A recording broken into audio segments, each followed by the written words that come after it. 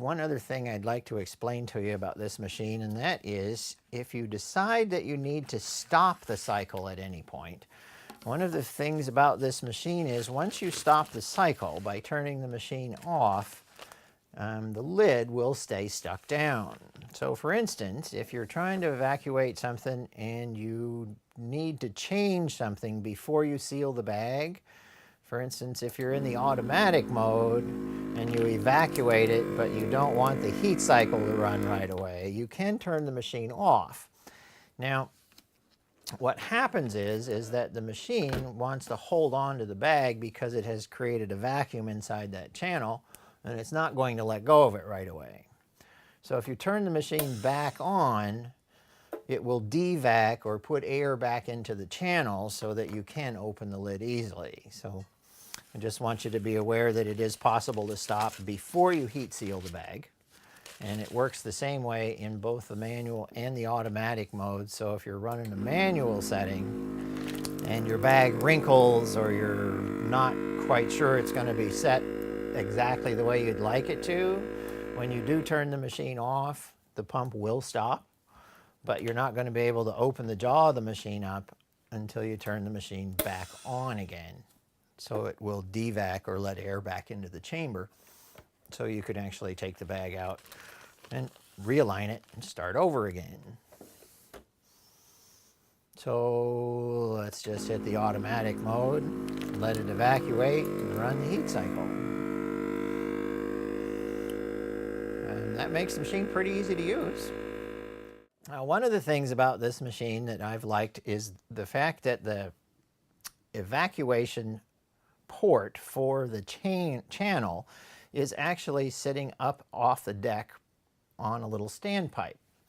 Should you flood the machine with enough water to actually fill it up about a ½ an inch deep and start sucking water up into the machine, it is protected by a water trap on the side of the machine. So any liquids are not going to hit the pump because it will be collected inside the water trap. Now, of course, when you do suck a bunch of juice up in here, you are going to create a little bit of a mess. So after every bag that you suck some water up into, just give the channel a quick wipe out so that you clean up the area so you can start afresh. When you get done making a big mess with the machine, this bottom gasket comes out quite easily, and you just sort of clean out the trough and make sure this entire bottom area is nice and clean. The upper gasket also comes out, and these are replaceable gaskets, but they should last you for several years before you need to replace them. Just make sure they go back into their channel nice and flat. I usually put in both ends first and then try and get them to squeegee in. You will find that a neoprene gasket is something that will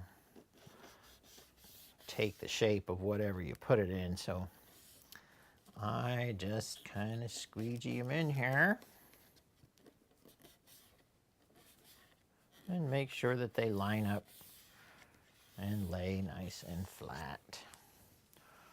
And the bottom one is the same way. Kind of pat it into place.